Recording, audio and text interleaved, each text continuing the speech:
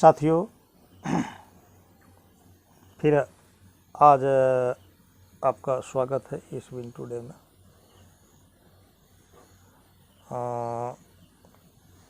आज के विषयों में क्या रखूं, तो हमने तो आपको पहले ही कहा था कि जो मैं कुछ कहता जाऊंगा वह क्रम से ही कहूंगा।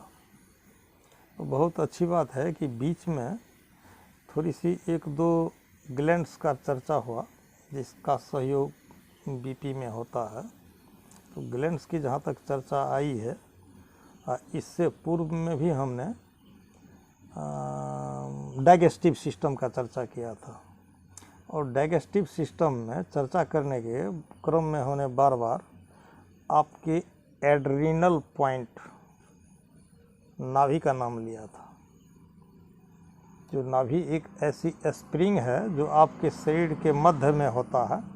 जैसे ऊपर से 1.25 हाथ और नीचे से 1.25 हाथ, ऐसे कर दीजिए तो यहाँ से भी 1.25 हाथ, ऐसे कर दीजिए तो यहाँ से भी 1.25 हाथ, यानी कि वह ठीक शरीर के मध्य में है।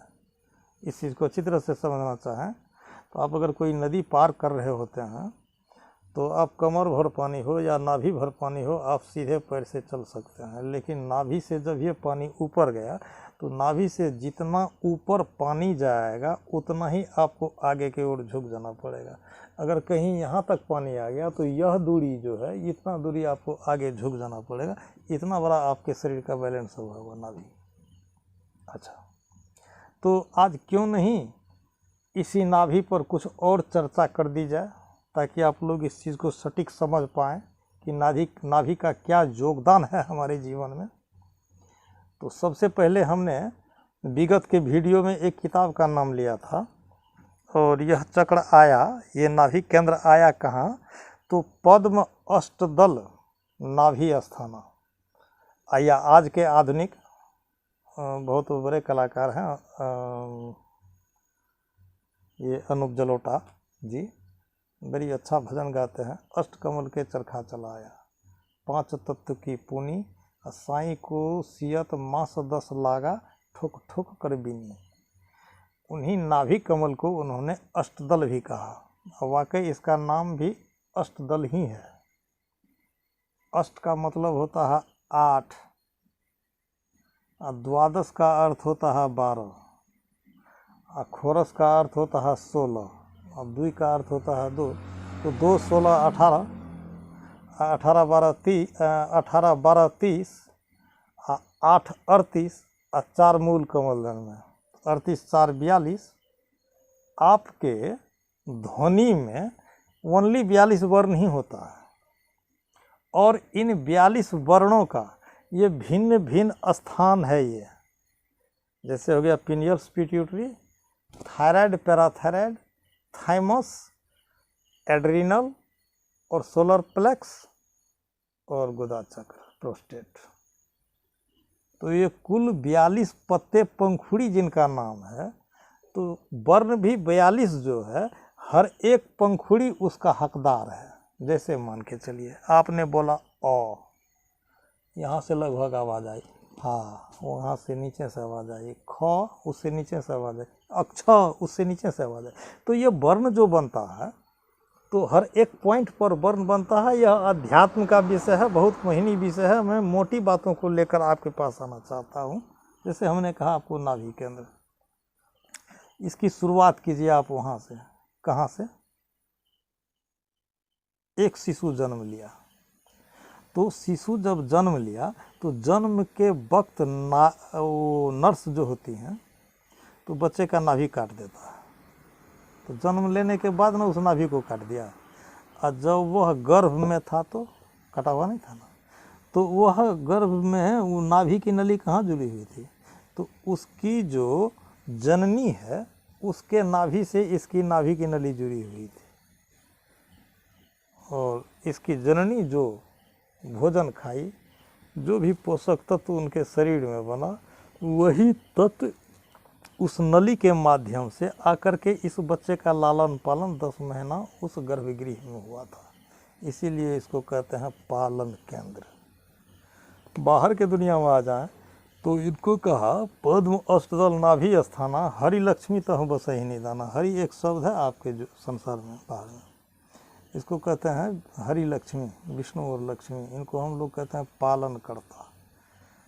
तो पालन पोषण करने की क्षमता जिस नाभि केंद्र में है, इसीलिए हम उसको हरि लक्ष्मी तह बसहि निधान कहते हैं। अब आइए एक उदाहरण के लिए हम ले लेते हैं। तापर पद्म अष्टदल नाभि स्थाना हरि लक्ष्मी तह बस, तापर पंकज लखु दल द्वास 10 रुद्र पार्वती ताहि कमल बस। इसको कहा यह रुद्र और पार्वती का केंद्र है।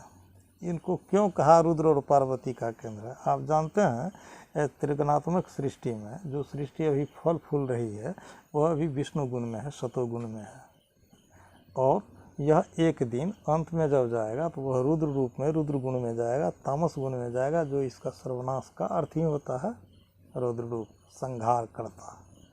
एक होता है सृजन करता। सृजन करता किसे कहते हैं? तो उसी जेनेरेटल ऑर्गेन्स को, जहाँ से सृष्टि बनती है, जहाँ से सृष्टि होती है।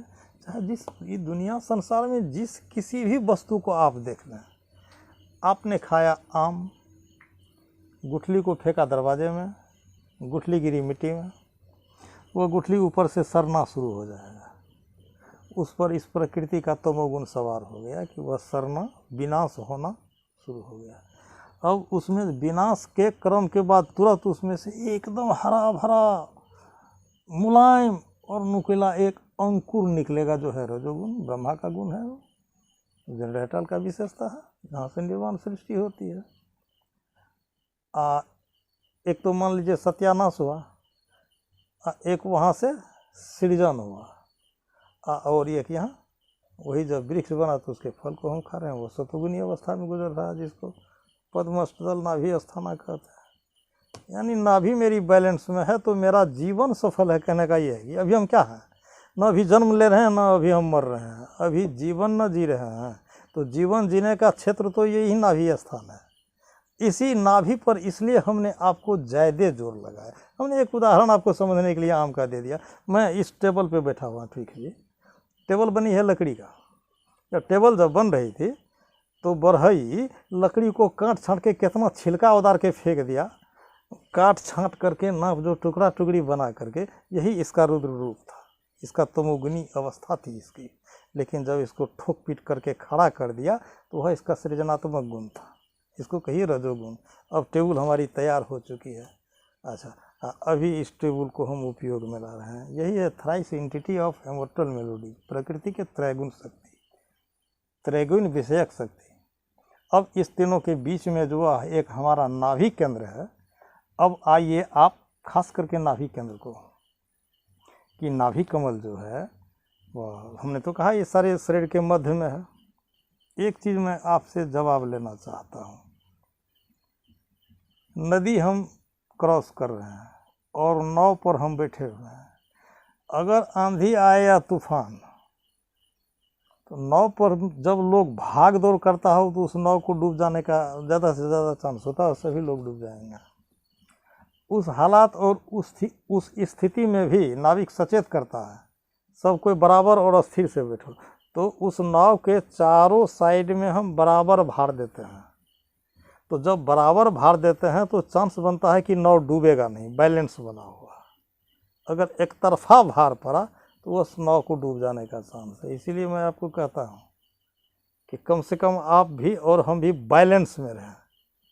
अगर बैलेंस में रहेंगे तो जीवन नैया सही सलामत चलती रहेगी। अगर बैलेंस खो दिया हमने, किसी एक तरफ ज़्यादा भार दे दिया, किसी एक तरफ कम भार दिया, तो ये खतरे से खाली नहीं है। हम बैलेंस पर बराबर में इस, हाँ देखिए, अब इसी बैलेंस को किसी सेमिनार में जाइए, किसी बहुत महापुरुष के सांस्कृतिक कार्यक्रम में जाइए, तो वे कहते हैं कि तुम ध्यान करो।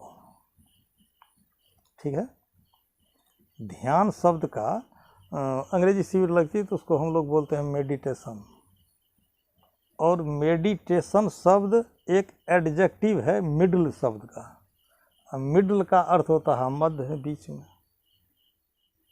आप अपने मध्य में अगर बैठते हैं तो इसी को हमने कहा बैलेंस नाभि चक्र का।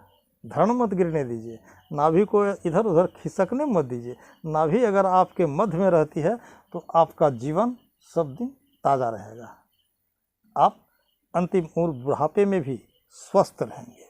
इसलिए इस नाभि पर ध्यान दीजिए। नाभि एक मध्य का केंद्र है, और मध्य की कितनी बड़ी विशेषता है, जो मेडिटेशन माने भी मध्य ही होता है कि आपने मध्य में बैठिए। अच्छा देखिए, थोड़ी सी 1 मिनट के लिए मैं विषयांतर कर रहा हूँ।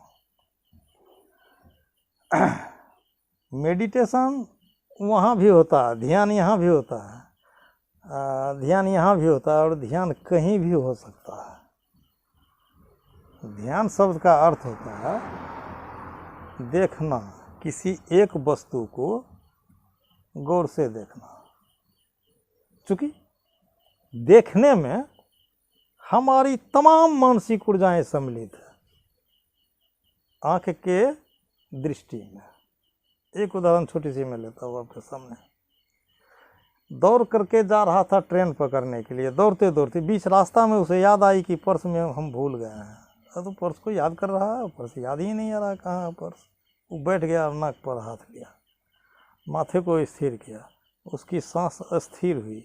सांस अस्थिर जब हो गई, चित्त विराम के अवस्था में आ गया, तो उसको याद आया कि पाइप पर जो स्नान किए थे वहीं है पर्स रखा हुआ। तो थोड़ी सी इसकी गति जब अस्थिर हुई तो एक याद इसमें समाया। तो आप जितना ज़्यादा अस्थिर होने का प्रयास करेंगे, उतनी आपके प्रारब्ध भी आपको याद आएगा कि मैं क्या हूँ, मैं क्या था, मैंने क्या किया। वहाँ से ये भी तो निर्णय लीजिएगा कि आगे मैं क्या करूँ। इसी को कहते हैं मेडिटेशन, ध्यान, देखना। एक गीता में अध्याय 6 में कृष्ण जी ने देखने का एक तरीका बताया। वो देखने का तरीका क्या है? संप्रेक्षण नाम का शब्द आया है। संप्रेक्षण नासिकाग्रं स्वं दिशा सानवलोकयनम। देखो, लेकिन अपने ही आगे में देखो, अपने ही नाक के नोक को देखो। यानी देखने का एक तरीका बताया है। वह देखना क्या है, ज़रा सा गौर करें। कहने का ये भाव है, आपका ही मित्र आपको एक गुलाब का फूल भेंट किया, आपके मन में तुरंत याद आ जाएगा नेहरू जी के कंधे पर भी एक फूल था। यही आपका हो गया एक पन दो चित्त। यदि आपने इस फूल को देखना है तो कम से कम आँख से देखिए, मन से देखिए, दिल से देखिए, हर एक रोए रोए से इसको देखिए। यही देखने की कला कृष्ण ने सिखाया। आधुनिक युग में ये हाथरस में एक संत हुए थे, उन्होंने कहा, अरे ऐ तकी तकते रहो, अरे ऐ तकी तकते रहो, मुर्शद ने ये पंजा दिया, बेहोश हो मत छाड़ियो तू गर चाहा जलवा पिया। देखना है तो एक काम करो ना जी, गौर से इसको देखो ना, कि देख रहे हो इसको, याद आ रही है नेहरू जी के कंधे पर भी फूल था, उनके बगान में भी फूल था। तो ये आपकी मानसिक दशा अभी 3 तरफ है। उन तमाम ऊर्जाओं को एक जगह एकत्र करके ही देखना को हम मेडिटेशन कहते हैं। मिडल शब्द में अवस्थित होना ध्यान कहते हैं। तो वो जो वस्तु अभी मैंने आपको कहा वो यहाँ नहीं है, वो अभी एक मध्य ही है। अच्छा, अब हम बार बार मैं मध्य का 2 बार चर्चा करूं तो ये बात अच्छी नहीं होगी। आपने कभी आप कुआं में डूबा होगा या तालाब में डूबा होगा। सबसे पहले 3.5 हाथ का जो यह देह है, उसमें 3 हाथ ऊपर चला जाएगा, 1 बीत नीचे चला जाएगा। यहाँ भी एक मध्य है। इसकी डेंसिटी इनके डेंसिटी से ज़्यादा है। ये आपको नीचे चला जाएगा, ये आपको ऊपर आ जाएगा। एक मध्य यहाँ भी है, एक मध्य यहाँ है। आप कहिएगा कि किस नाप से मध्य एक यहाँ है और एक यहाँ है। मैं आपको बता रहा हूँ, ये सृष्टि, ये ब्रह्मांड गोल है। गोल में भी कैसा गोल है? ऐसा गोल है। ये गोल कहीं मिला हुआ नहीं है। मिला हुआ होता तो हो गया, खेले खत्म है। ये मिला हुआ, ऐसा गोल है। और ऐसा गोल जो है तो इसकी परिधि कहीं नहीं है और केंद्र हर जगह है। प्राचीन बूढ़े बुजुर्ग एक जगह होते थे तो कहते थे धरती किस जगह है जी? तो कहता था धरती वो शेषनाग पर है। तो शेषनाग किस चीज़ पर है जी? तो पानी पर है। तो पानी कहाँ होगा? मिट्टी पर ना होगा। ये बात फजगत आ जाती है। ऐसा है नहीं। पृथ्वी भी अपने ही परिप्रेक्ष्य में, अपने ही अक्षांश में, अपने ही गुरुत्वाकर्षण केंद्र पर पृथ्वी खड़ी है। अपने ही गुरुत्वाकर्षण केंद्र पर चांद, सूरज और तमाम नक्षत्र खड़े हैं। तो अब कैसा गुरुत्वाकर्षण है कि एक मिल्की वे में इतने केंद्र हैं, इसकी परिधि कहीं नहीं है, उधर मत जाइएगा। आप ये कहे गोल रोटी है, जिसको जहाँ से तोड़िए रोटी वहीं से शुरू होता है। आपके रोए रोए में मध्य है। अगर इसके बनावट को आप देखेंगे तो आप नाक को कहिए, कान को कहिए, माथे को कहिए, जिसको कहिए, देखिए मानव का बनावट ही ये है। गौर से देखिए इसको, कहाँ इसका मध्य है। ये आप अंगूठे में भी हैं, आप सब कुछ हाथ में भी हैं, आप सब कुछ पैर में भी हैं, जहाँ सोचे वहीं आप सब कुछ है। यही है आपका मेन शरीर क्रिया विज्ञान। यदि आपने इस दुनिया में जन्म लिया, चलिए आत्मज्ञान को पीछे रखिए, वो बहुत दिल्ली दूर की बात है, शरीर तो आपके साथ में है। तो इसी शरीर के एक इस पॉइंट को आप अच्छी तरह से परख लेंगे तो परखने के लिए शायद मेरे ख्याल से कुछ बाकी नहीं रहेगा। क्यों? आज तक आपने सुना होगा यह शरीर है, संसार है, माया का घर है, इससे निकलो, जन्म मरण से कटो, सब कुछ से कटो। लेकिन सब कुछ को ला करके आइंस्टीन चौकी लगा के बराबर कर दिया, कहा E=mc²। चाहे उसको परखो, चाहे इसको परखो, चाहे एक उंगली के परखो, चाहे एक नाखून को परखो, चाहे एक रोआ को परखो, इसको पूरी तरह से परख लो। परखने के लिए शायद कुछ बाकी नहीं रह जाएगा। चलिए आज के डेट में ये जो भी हमने मध्य के विषय में और केंद्र के नाभि के विषय में कहा, इतनी पर भी आज मैं विराम ले रहा हूँ। और आने वाले समय में इसकी बृहद चर्चा की जाएगी। बोलिए सप्रेम।